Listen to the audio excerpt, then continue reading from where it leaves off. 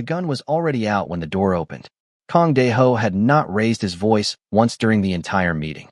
He never did. That was the thing people misunderstood about him. They expected a man who ran the Seoul underworld to be loud, theatrical, explosive. Instead, he was still, quiet in the way that made rooms shrink and grown men forget how to breathe. He stood at the head of his penthouse conference table, one hand resting on the polished surface, the other holding his weapon with the casual ease of someone who had long ago stopped thinking of it as a weapon and started thinking of it as punctuation. The three rival bosses seated across from him had made a mistake. Park Sung-jin, the one currently on his knees between two of Dae-ho's guards, had made the biggest mistake of all. He had skimmed from a deal. A small amount, relatively speaking. But Dae-ho had not built his empire on overlooking small things. You understand, Dae-ho said quietly, to no one in particular, that this isn't about the money. Park Sung-jin was sweating through his suit. Boss, I swear, I can explain. I know you can, Dae-ho said. That's not the issue. The issue is that you thought I wouldn't notice. He tilted his head slightly. That tells me what you think of me. And that tells me everything I need to know about what happens next. The other two bosses were very still. They had made the calculation that stillness was their best option, and they were correct. Dae-ho raised the gun. The door burst open. Not dramatically. Not like a raid. It opened the way doors open when someone is pushing a cleaning cart through them sideways and misjudged the width by about 4 inches, resulting in a loud bang against the frame, a muttered, "Oh, come on," and then the full entrance of a woman in neon pink rubber gloves with a mop in one hand and a cart of cleaning supplies in the other. She had headphones on. They were not subtle headphones. The tinny, unmistakable opening of No Scrubs by TLC leaked into the room loud enough for everyone to hear it. She was not looking at the table. She was not looking at the men. She was looking at the floor. Specifically, she was looking at the footprints tracked across the floor she had waxed 2 hours ago. "Oh, absolutely not," she said. "Like this video if you're already rooting for them. Subscribe so you don't miss what happens next. And drop in the comments. Was Zuri brave, or was she just that focused on the floor? Because honestly, both are valid. Let's keep going." Every person in the room turned to look at her. 3 rival bosses. 4 armed guards. 1 man on his knees. Kang Dae-ho with a raised gun. She was not looking at any of them. She was still looking at the floor, head shaking slowly with the energy of someone who had genuinely had enough today. Her name was Zuri. 23 years old, Atlanta-born and raised, pre-med exchange student at Yonsei University. Currently 4 weeks into a high-paying housekeeping job she had accepted without reading the full contract. She had seen the salary figure, written her name, and told herself the NDA was probably just about celebrity gossip or something. She pulled her card inside, lined it against the wall, and started mopping. Under the table, around the chairs. She worked with the focused efficiency of someone running on principle, because at this point the floor was her floor, and she was not letting grown men with what appeared to be a disagreement ruin it. She mopped under Park Sung-jin's knees. He looked down at her. She did not look up at him. She worked her way across the room and then stopped. Because there, at the head of the table, were 2 very expensive shoes that had absolutely been walked in from outside and were currently standing on her waxed floor like they owned the place. She looked up. Dae-ho looked down. He still had the gun raised. She registered this the way you register a stop sign when you're already running late. Acknowledged, filed, not the main concern right now. "Excuse me," she said, pulling one earbud out. "Are those outdoor shoes?" The room made no sound. The kind of no sound that has texture. "Because I just waxed this floor," she continued. "And if you could either take them off or step back onto the mat, I would really appreciate it. I've already done this floor once today, and I am not doing it again." Dae-ho stared at her. She stared back. Not bravely, not defiantly, just with the direct, practical eye contact of someone making a completely reasonable request and waiting for a reasonable response. One of the rival bosses reached slowly toward his jacket. Dae-ho raised his free hand without breaking eye contact with Zuri. The boss stopped moving. Then Dae-ho looked down at his shoes. Then back at her. Then, without a word, he took 1 step back onto the entryway mat. Zuri nodded. "Thank you." She pulled her earbud back in, finished mopping the corner, and wheeled her cart back out, the door swinging shut behind her with a soft, ordinary click. The room was silent for 10 full seconds. Park Sung-jin, still on his knees, made the catastrophic decision to let out a small, nervous laugh. Dae-ho looked at him. The laugh stopped. But somewhere, Behind Daeho's eyes, something had already shifted. Something he wouldn't be able to name for several weeks. Something that felt uncomfortably like curiosity. He stood there with his gun, in his expensive shoes, on his mat, and thought about the way she had not been afraid of him. Not even slightly. He had been many things in his life. He had never been not feared. It was a strange feeling. He wasn't sure yet if he hated it. The next morning, Zuri showed up at 7 because the schedule said 7 and Zuri kept schedules. She had her cart, her gloves, her playlist, and a thermos of the coffee she made herself because the fancy machine in the penthouse kitchen had settings she didn't trust. She did not expect to find Kang Dae-ho sitting at the kitchen island at 7 in the morning in a dress shirt with no tie, reading physical newspapers like it was 1987, with a cup of tea going cold beside him. She stopped. He looked up. "You work mornings," he said. It wasn't a question. "The schedule says 7, she said. "The schedule was written for my previous staff," he said. "They started at 9. "Well," Zuri said, setting her card against the wall and pulling on her gloves. "The schedule said 7.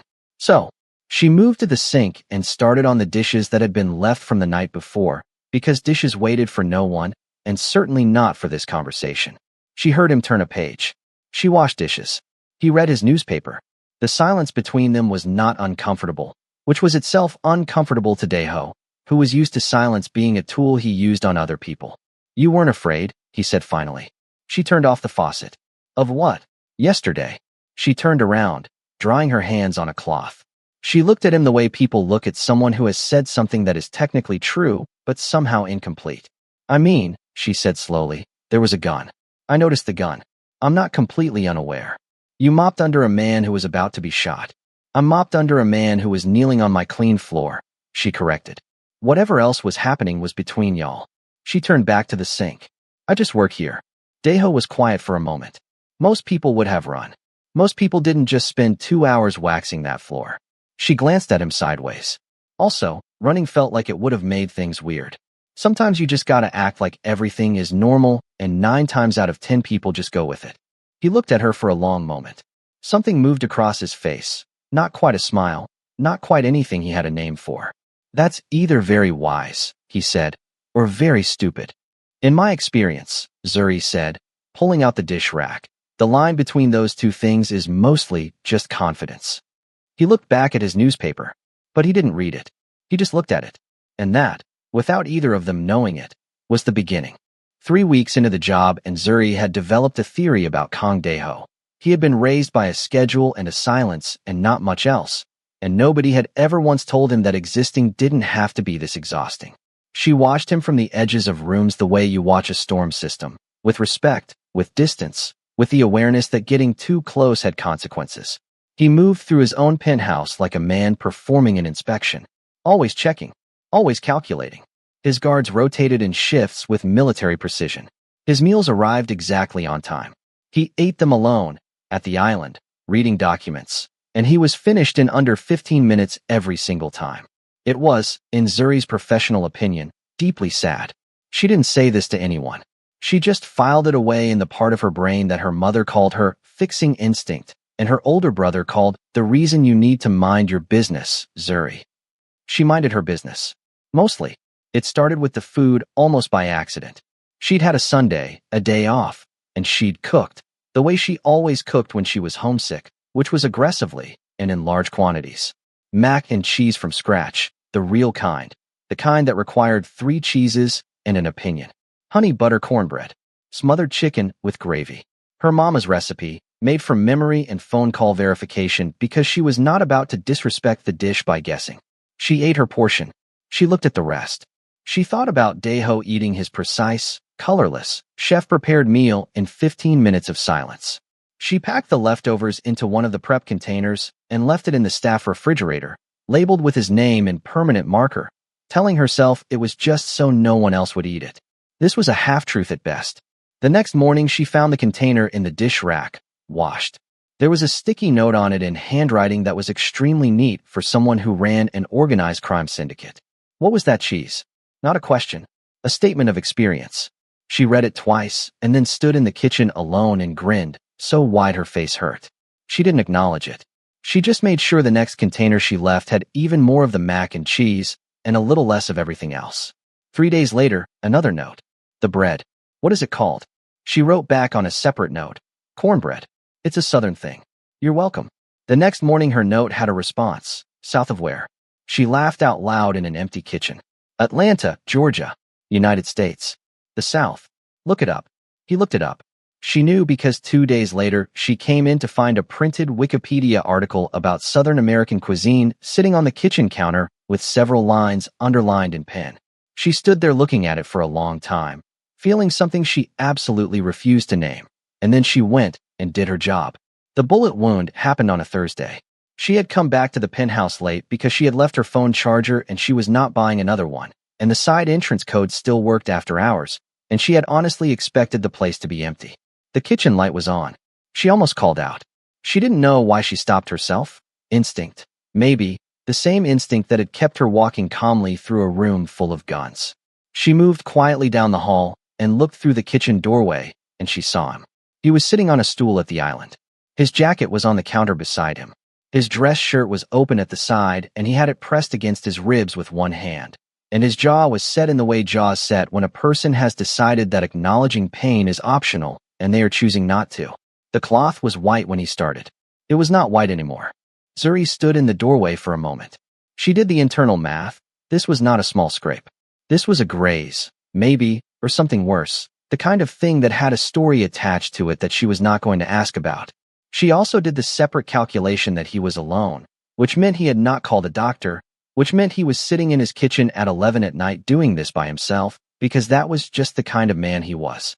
She exhaled through her nose. The exhale that her mother made when someone in the family was being unnecessarily difficult. She walked to the cabinet under the island, the one she had restocked 2 weeks ago, and she pulled out the first aid kit. Daeho's head came up sharply.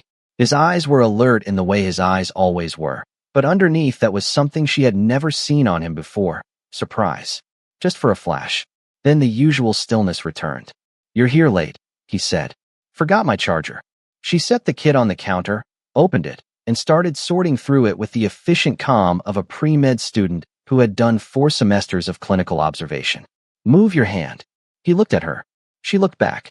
I'm not asking twice. Move your hand. Something passed across his face. He moved his hand. It was a graze, deep, ugly, but not life-threatening if treated properly. She cleaned it with antiseptic while he sat completely still and made no sound, which she found both impressive and annoying.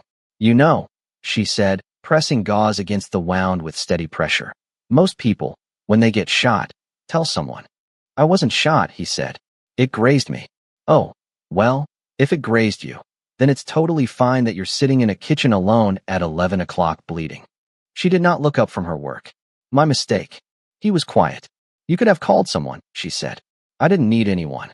You needed the first aid kit and someone to hold it, she said flatly. And you had neither.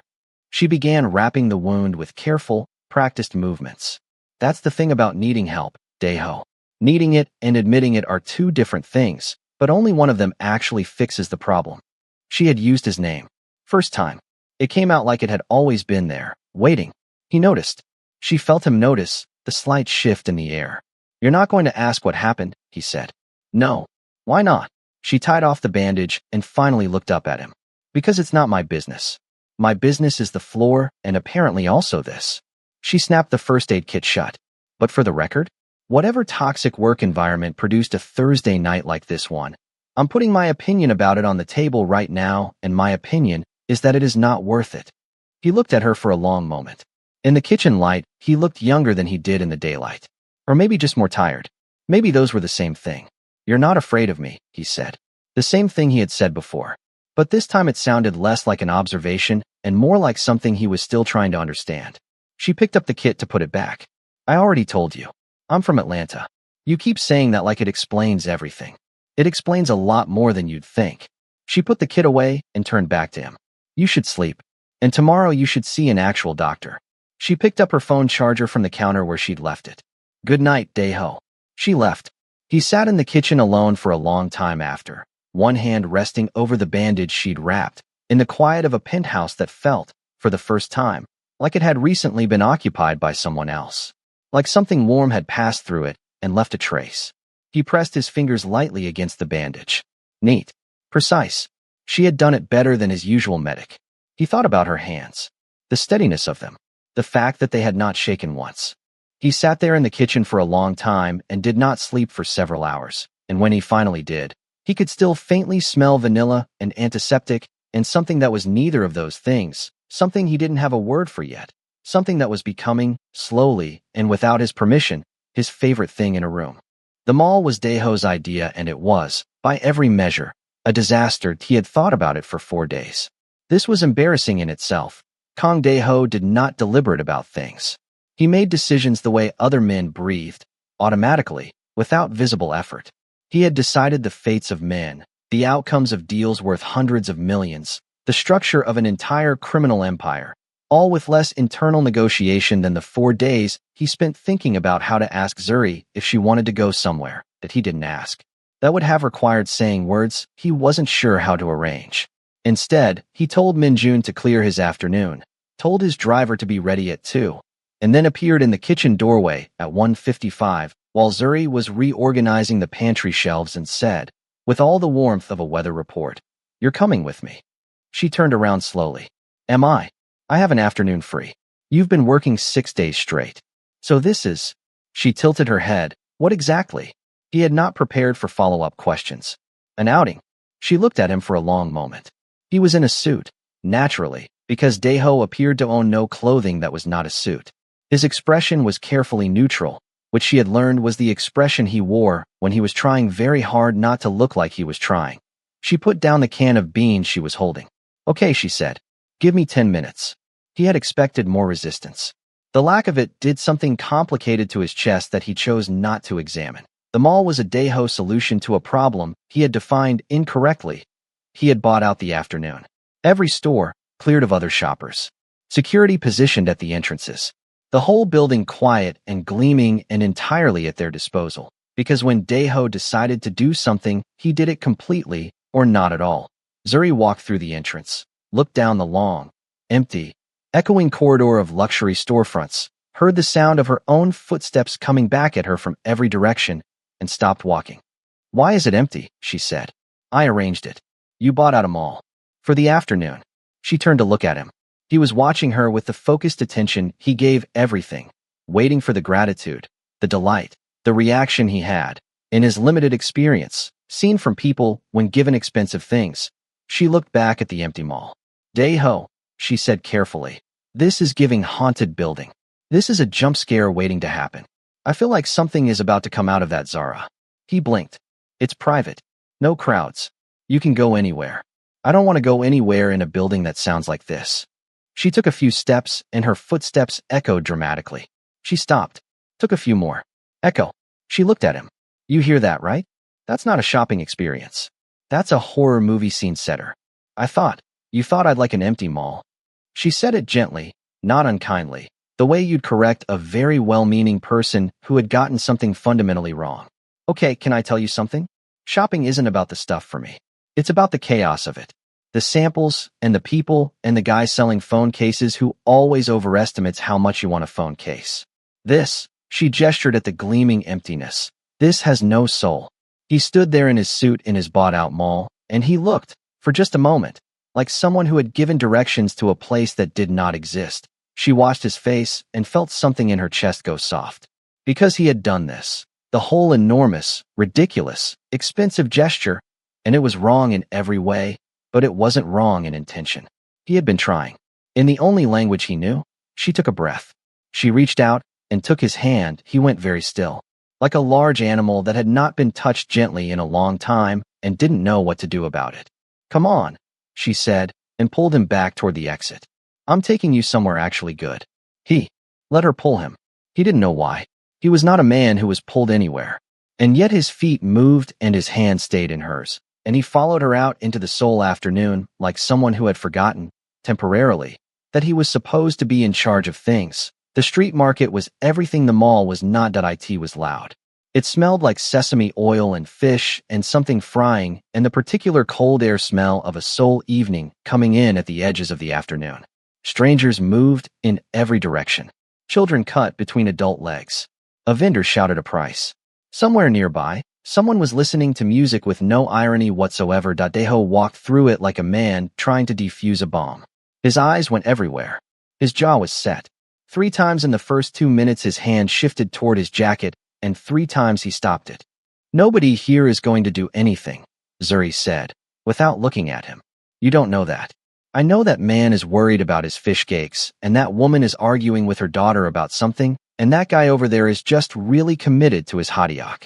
She steered him toward a tekbaki stand. "The world is mostly just people trying to eat, Daeho.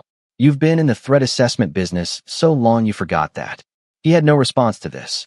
Partly because she was wrong. He absolutely could not afford to forget threat assessment. His continued existence depended on it. And partly because standing in this market in the early evening light with her beside him, he was finding it genuinely difficult to remember what he was supposed to be watching for.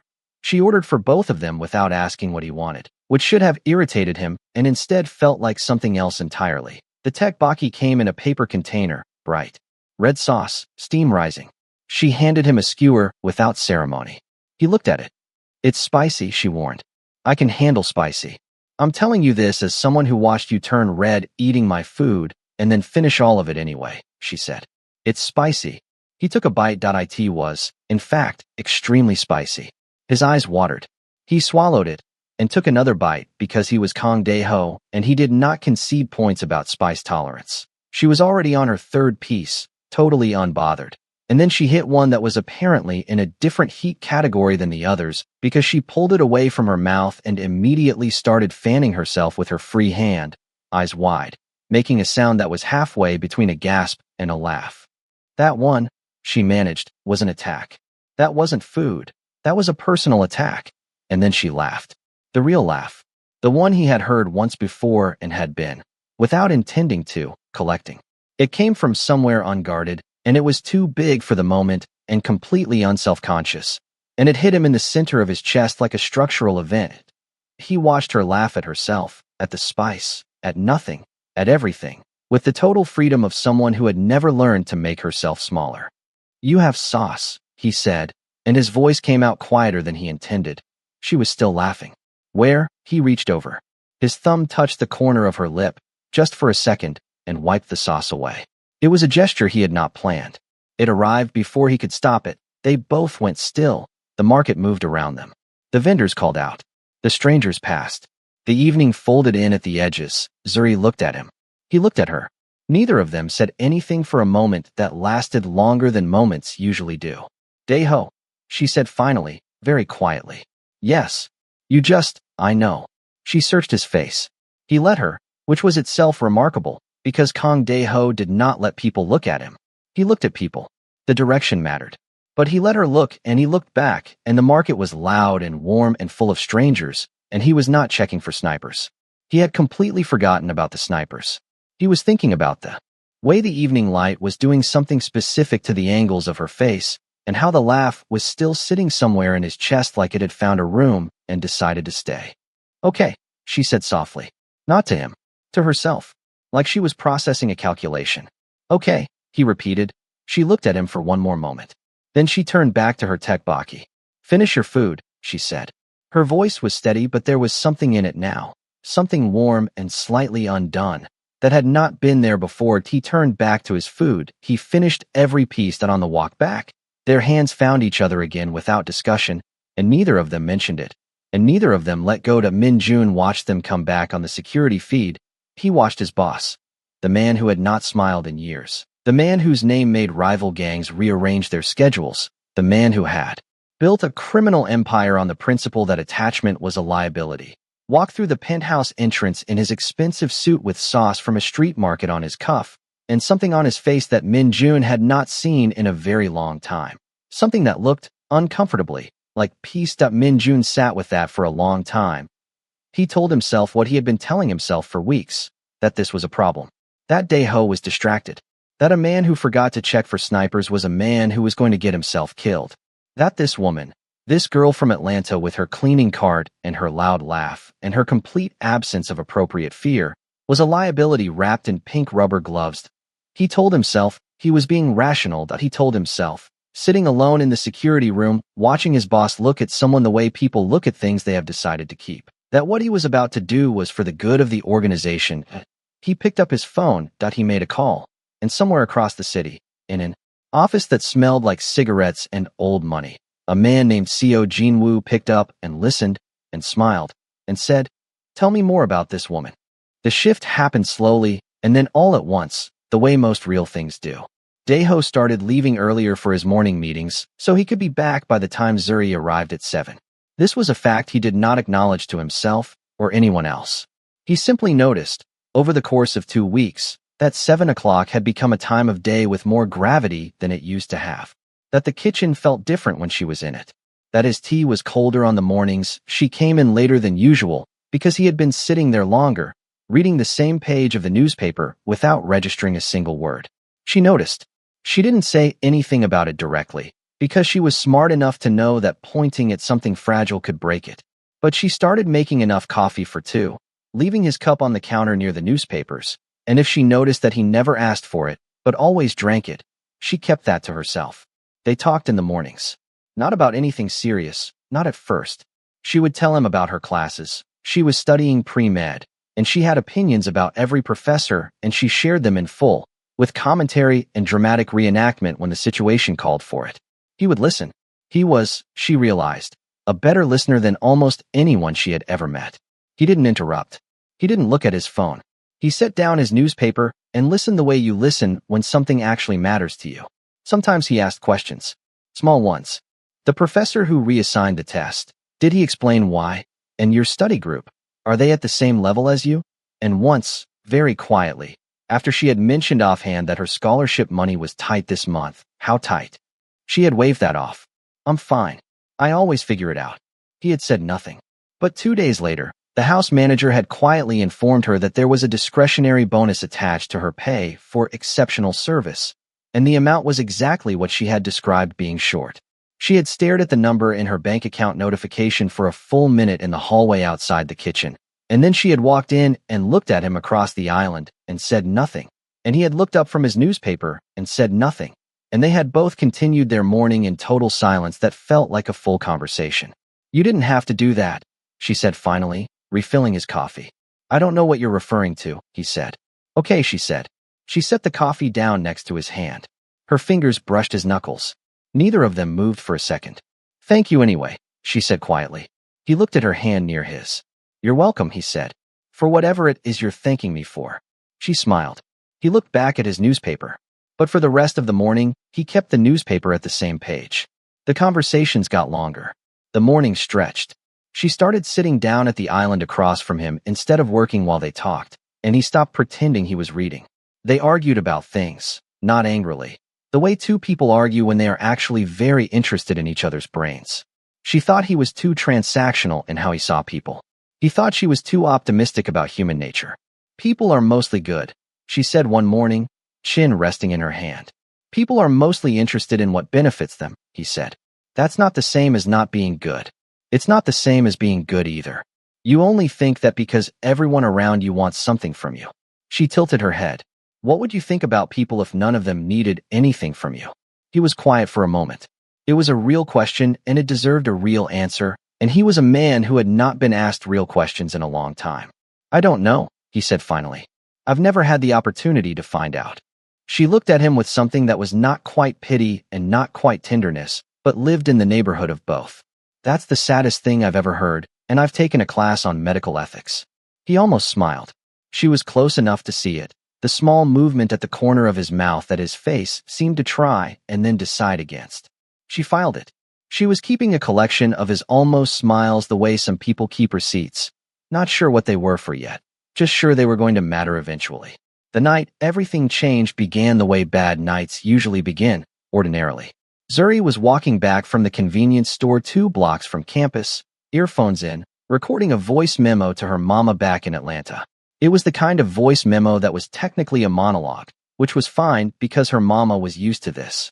And then he just wiped the sauce off my lip like it was nothing, mama, like he did it without even thinking, and I have been thinking about it for 3 days, which is embarrassing, but it's the truth.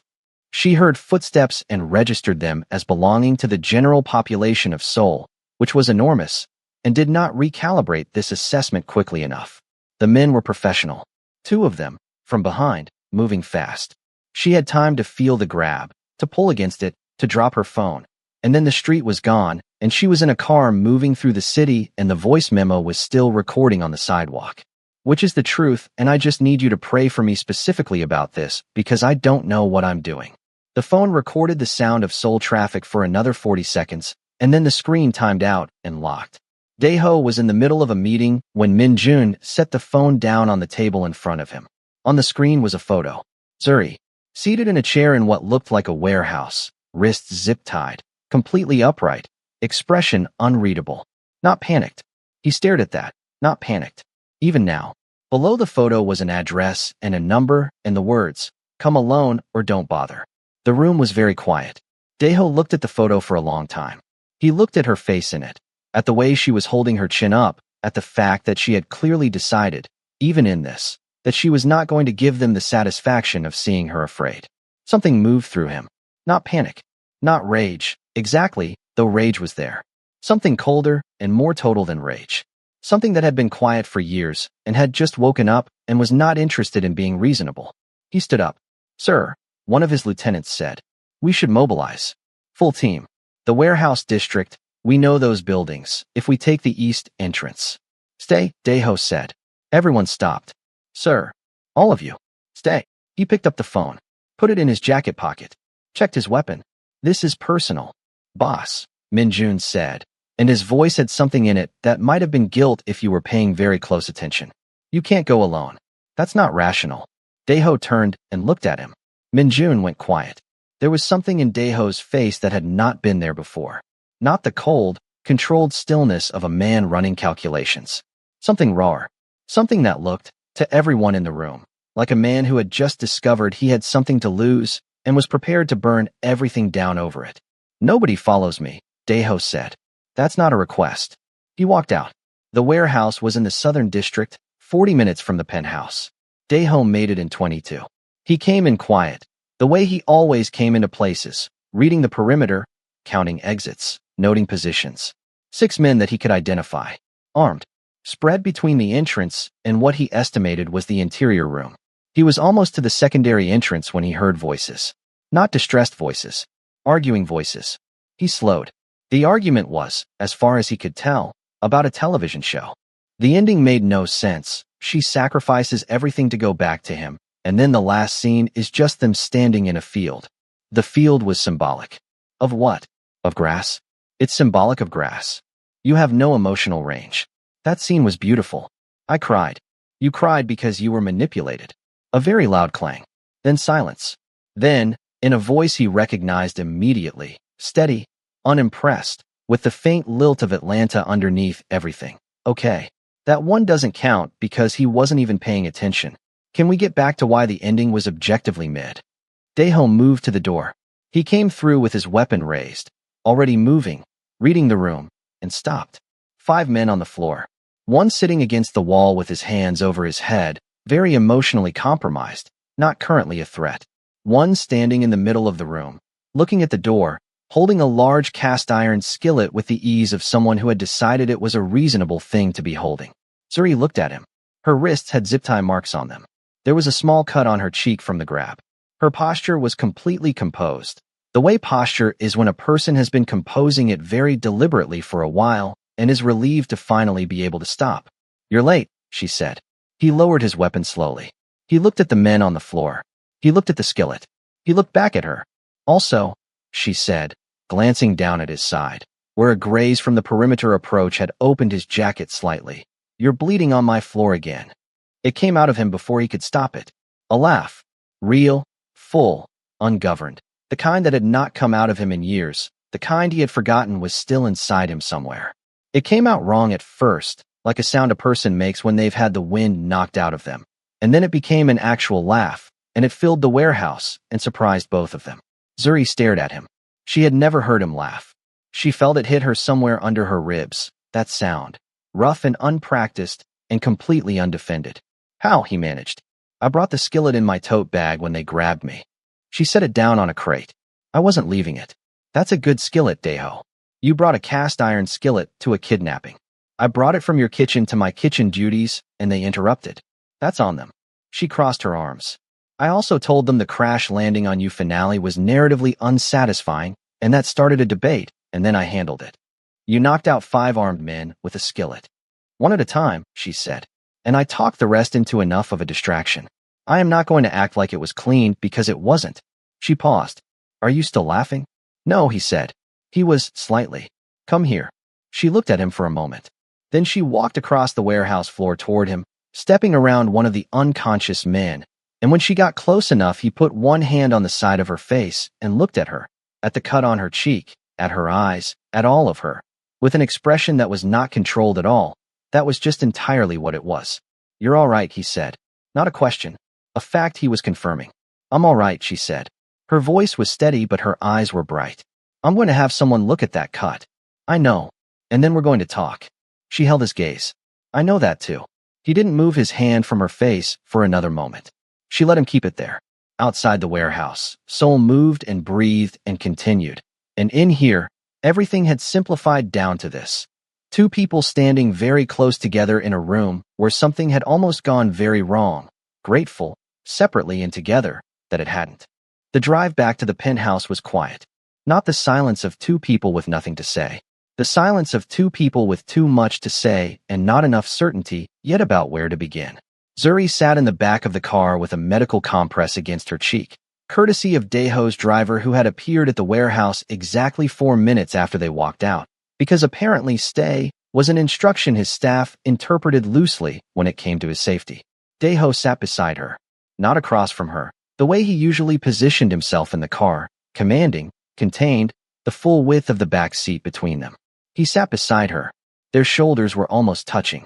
He was looking out the window at Seoul moving past in its nighttime version, all neon and wet pavement, and the particular energy of a city that never fully sleeps, and she was watching his profile and trying to organize her feelings into something that resembled a coherent position.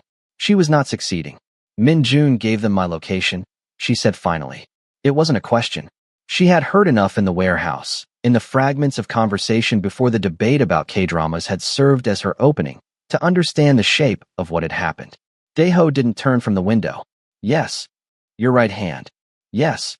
She was quiet for a moment. Are you okay? He turned then, looked at her with an expression she couldn't fully read, layered and complicated, something that had been through a process tonight that hadn't finished yet. You were just kidnapped, he said. I know that. I was there. She held his gaze. I'm asking about you. Something moved across his face. The question had landed somewhere it wasn't used to landing. He turned back to the window. I've handled it. That's not what I asked. The city moved past. He was quiet long enough that she thought he wasn't going to answer, which she had learned was its own kind of answer with him. But then he said, very quietly, 10 years. He was with me for 10 years. She didn't say anything. She let the weight of that sit between them without trying to lighten it, because some things didn't need to be lightened. They needed to be felt. I should have seen it, he said. Maybe, she said honestly. But people who are looking for what they want to find usually find it. He wanted to see a threat. So that's what he saw. Daeho looked at his hands in his lap. Hands that had done things she was choosing, consciously, not to think too carefully about tonight. He wasn't wrong, he said. You did change things. Did I? You know you did. She looked at him sideways. Is that a complaint? He looked at her. No, he said. Just that. No elaboration. But the way he said it, flat and certain and with nothing behind it but the truth, was more than enough. She looked back at the road ahead. Her heart was doing something inconvenient. She pressed the compress more firmly against her cheek and focused on the pressure of it. Daeho, she said. Yes. When we get back. She paused. Organized it. You said we were going to talk. Yes. Okay. She nodded once, mostly to herself. Okay. The penthouse was quieter than usual when they arrived. The staff had been cleared. The guards were posted outside, not inside. It was just the 2 of them and the large, immaculate, too quiet space that Zuri had spent weeks cleaning and had never once thought of as warm until right now, walking through it beside him, when it felt like the walls were holding their breath. She sat on the kitchen counter, her preferred perch, her spot. She'd accidentally claimed it over weeks of morning conversations, and it had become hers without negotiation. The way territory is established between people who are spending a lot of time together and not discussing what that means. Daeho stood across from her. He had taken his jacket off. His dress shirt was slightly open at the collar. He looked, for possibly the first time since she had known him, like a man who was about to say something he did not have a prepared version of. I need you to understand what I am, he said. We've had this conversation, she said. We've been near this conversation, he corrected. We haven't had it. He put both hands flat on the island between them. I'm not a complicated man, Zuri. The things I've done, they're not things that have gray areas. They're not things I can explain in a way that makes them less than what they are. She watched him. Okay. Tonight, what happened tonight? That is what my world does to things that matter to me. His jaw tightened. I brought you into this without meaning to. That's not something I can justify. You didn't bring me in, she said. I applied for a job. I signed a contract I didn't read. That's on me. You didn't know? I figured it out pretty quickly, she said. I'm pre-med, Daeho, not pre-oblivious. I knew what this place was within the first 2 weeks. I knew what you were. She held his gaze. I stayed. He stared at her. Why? It was the most direct question he had ever asked her. It sat in the kitchen between them and demanded a real answer. She thought about it. About the mornings and the sticky notes and the laugh she had been collecting. About the way he had listened to her like she was worth listening to. About the first aid kit and the cornbread and the street market and his thumb at the corner of her lip and the warehouse floor and the way he had laughed. That rusty, surprised, completely undefended laugh. And she thought about all of it together. The whole accumulation of it. And she said, because you kept showing me who you could be. And I liked him. I liked him a lot. The kitchen was very quiet. Daeho looked at her for a long moment. Something in his face was doing what it did sometimes. Trying, and then deciding, and then trying again. She waited. I can't promise you safe, he said. I can't promise that tonight was the last time something like that could happen. I can't make this world into something it isn't just because I want to. I know. That's not enough of an answer. Then what do you want me to say? She asked. Not challenging. Genuine. I want you to tell me to stay away from you, he said. Because that's what you should tell me. That's the rational thing. That's the thing that makes sense.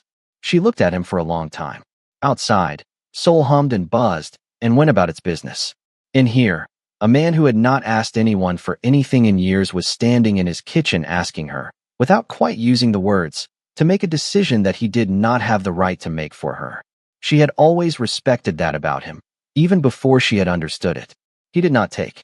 He waited. What do you want? She asked quietly. Not what makes sense. What do you want? The question sat there.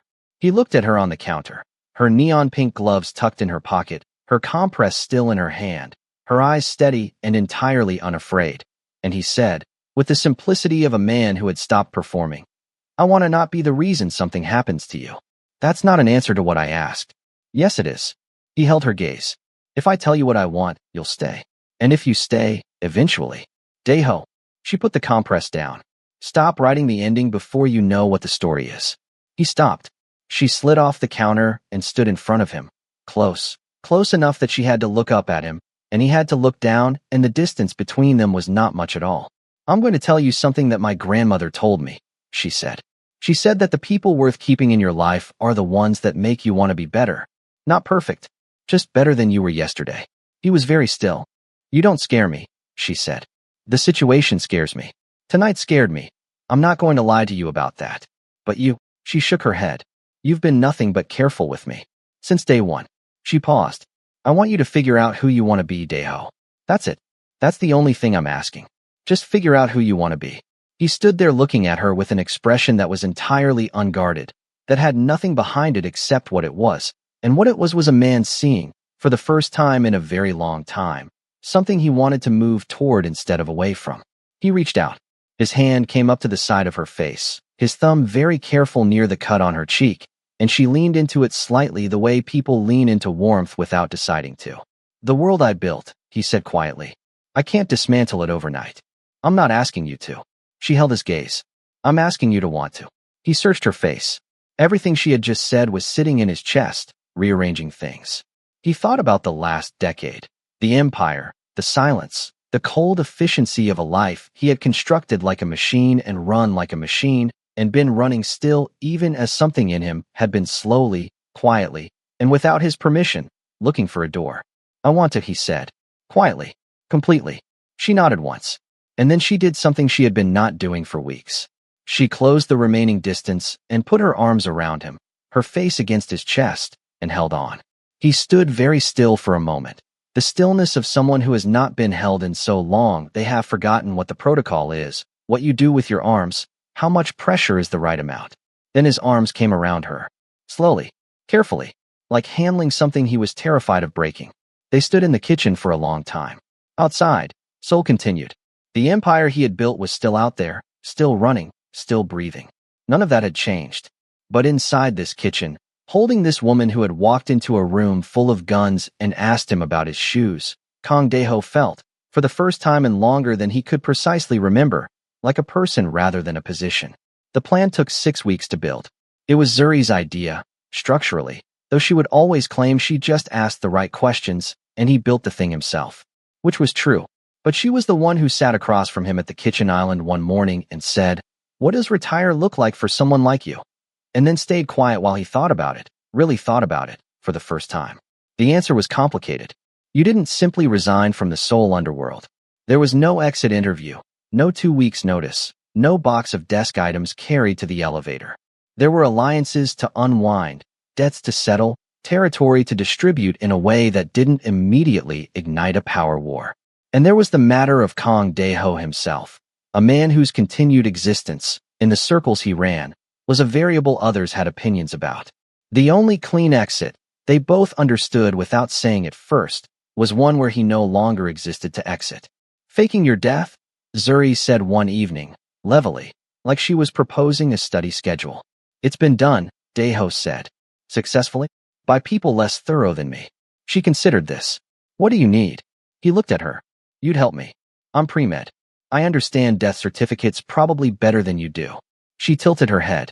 "Also, you'd need someone on the outside who could set things up. Somewhere no one would think to look for you." He was quiet. "Where did you have in mind?" She smiled slowly. "I know a place," she said. "It's warm. The food is incredible. And I happen to know a woman there who makes the best sweet potato pie you've ever had in your life." He looked at her. "Your mother."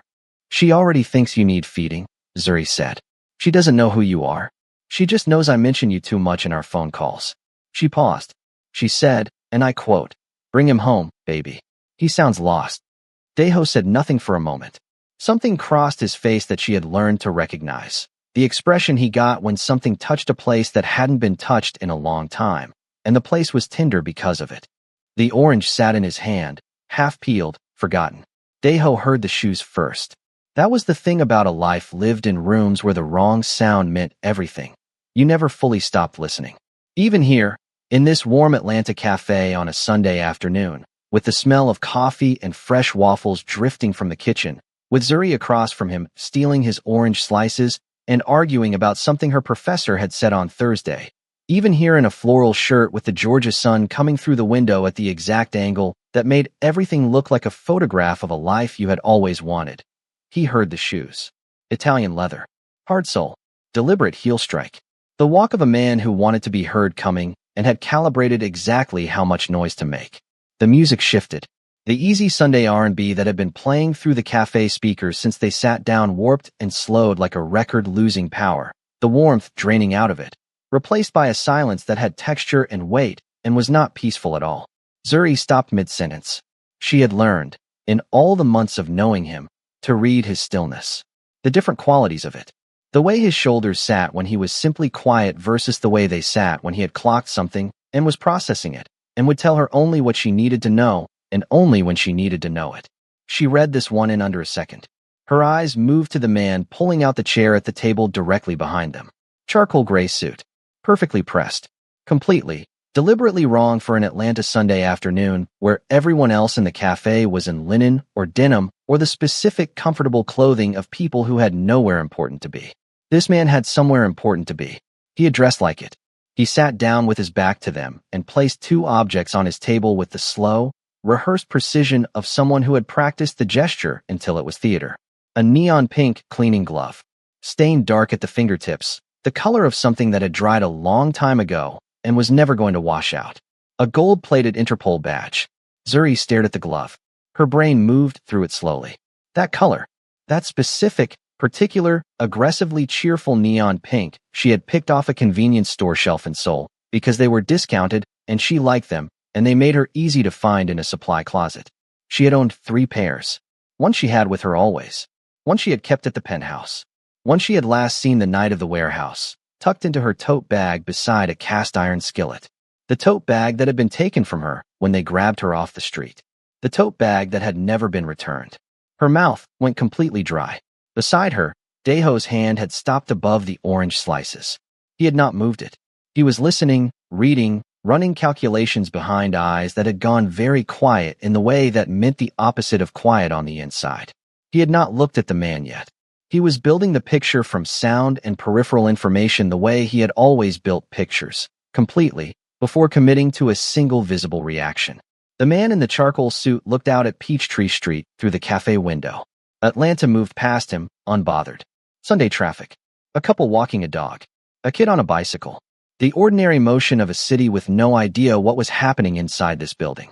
Then he spoke. You're a hard man to find, Daeho. Low. Graveled. Authoritative in the specific way of a man who had spent decades in rooms where his voice was the one that ended conversations. He spoke without turning around. Especially when you're supposed to be 6 feet under in soul.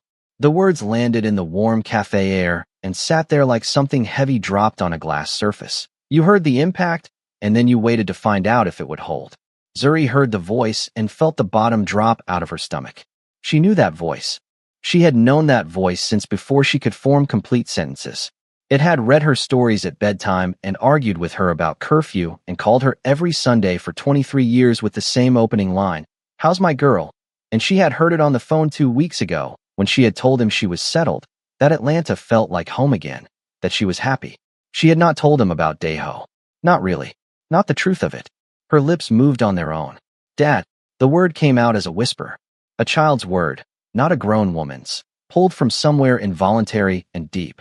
The man in the charcoal suit did not turn around immediately. He let the word exist in the space between all three of them. Let it breathe. Let it do its work. The move of a man who understood the weight of information and how to let it settle before the next thing. Daeho turned to look at her. She was staring at the back of the man's head with an expression he had never seen on her face before. In a warehouse with 5 unconscious men and zip tie marks on her wrists, she had looked more composed than this. This was something underneath composure. Something that had no armor on it. Something that was not the Zuri who had walked into a room full of guns and asked about the floor, but the Zuri that existed before all of that, before Soul, before him, younger and more exposed, and completely unprepared for this specific collision of worlds. Zuri. He said her name quietly. A single word that meant several things at once. She couldn't answer. Under the table, moving with the muscle memory of 10,000 repetitions, Daeho's hand found the underside of the wood. Found the tape. Found the grip of the weapon he had fixed there on day 2 of living in Atlanta because he had promised himself he was done, but he had also promised himself she would be safe, and those 2 promises occasionally required the same infrastructure. His finger rested beside the trigger guard. Not on it. The distinction had always mattered to him. He looked at the table behind them. At the badge. At the glove. He looked at the window.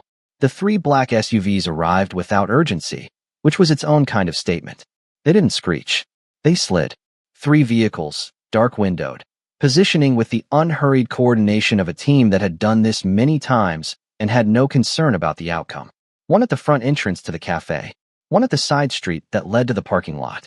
One at the alley that ran behind the building. The alley Daeho had mapped on his 3rd day in Atlanta and had not mapped accidentally. Every exit. Covered. Someone had done their homework very thoroughly and had taken their time about it. Daeho's Mafia eyes came back. Not gradually. All at once, like a switch thrown in a circuit that had never actually been disconnected, just resting. The warmth that 6 months of floral shirts and Sunday cafes and orange peels and Zuri's laugh had built over his expression receded, and underneath it was the other thing. The original thing. Ice cold and completely still, and reading the room with the total efficiency of a man who had survived this long by being better at this than everyone else in any given space. 6 agents visible. 2 inside, positioned as customers who had been too motionless for too long. He had clocked them when they walked in and filed them and now retrieved the file. For outside distributed between the vehicles. Probably 2 more he couldn't see, covering angles he hadn't identified yet. Professional. Patient. Weapons holstered, body language controlled, which meant they were here to talk before anything else. Talking before anything else meant they wanted something. Wanting something meant he had leverage. Leverage meant time. His finger stayed beside the trigger. Zuri's father turned around. He was a tall man. The kind of tall that came with a lifetime of standing in rooms and being taken seriously in them. Broad across the shoulders. Gray at the temples. A scar above his left eyebrow from something old enough that it had become part of his face rather than a story about his face. He had Zuri's eyes, that direct, total quality of looking at something and not sliding away from it. And he was using them on Daeho with the focused assessment of a man who had spent 19 years looking at dangerous people and calibrating exactly what they were capable of. Two men, opposite ends of the same world, recognizing each other immediately the way that type always does. Between them, Zuri, who was looking at her father with an expression assembled from shock and fury and the particular devastation of a daughter who was in the process of understanding that the ground she thought she was standing on was always something else entirely. Interpol, she said. Her voice was back, but it had been stripped of everything soft and was running on something colder. You work for Interpol. Her father's eyes moved to her. Something passed through them. Not guilt, because this was a man who had made his peace with his choices a long time ago, but the weight of them. The acknowledgement of cost. 19 years, he said. International organized crime. Seoul Underworld was my primary assignment for the last 4. For years. Zuri's jaw tightened. She was doing the same math Daeho had watched her do in other contexts. Fast, precise, not stopping until she had the answer even when the answer was going to hurt. The job listing, she said. Each word placed carefully. The housekeeping position. The salary that was too good. The NDA I didn't read. Her father said nothing. Dad. Her voice dropped to something very controlled. Was I placed in that penthouse? The cafe was absolutely silent. Outside, Atlanta continued. A bus went past.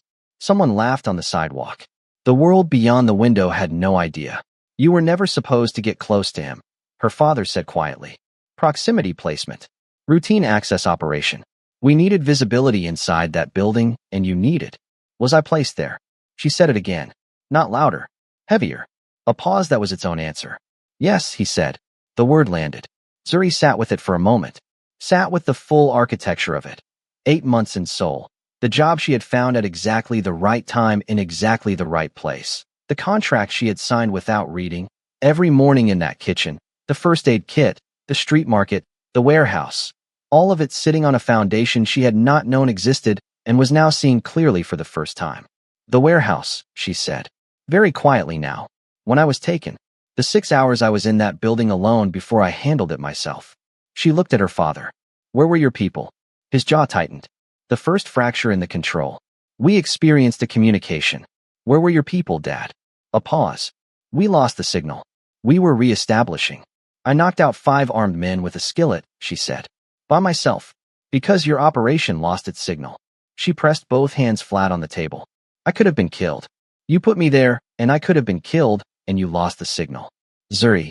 Don't. One word. A door closed firmly. She turned away from him and looked at the table in front of her and breathed through it. The way she breathed through things that were too large to process in real time. Steadily. And with the understanding that the full reckoning would come later when there was space for it. Daeho had not moved through any of this. He was watching her father with the complete, unblinking attention of a man who was simultaneously grieving on behalf of the woman beside him and running a negotiation in his head before it had technically begun. He noted the agents. He noted the exits. He noted the weight of the badge on the table and the deliberate placement of the glove and the specific choice to come here, to this cafe, on this Sunday, rather than any of the 37 other opportunities that a surveillance operation running for 3 weeks would have generated. This was not an arrest. This was an offer. How long have you known where we were? Daeho said. His voice was entirely conversational. The voice he used in rooms where he was the most dangerous variable, and everyone present had already done the math on that. Zuri's father shifted his focus. He met Daeho's eyes with the steadiness of a man who had looked at genuinely frightening things for 2 decades and had developed a constitution for it.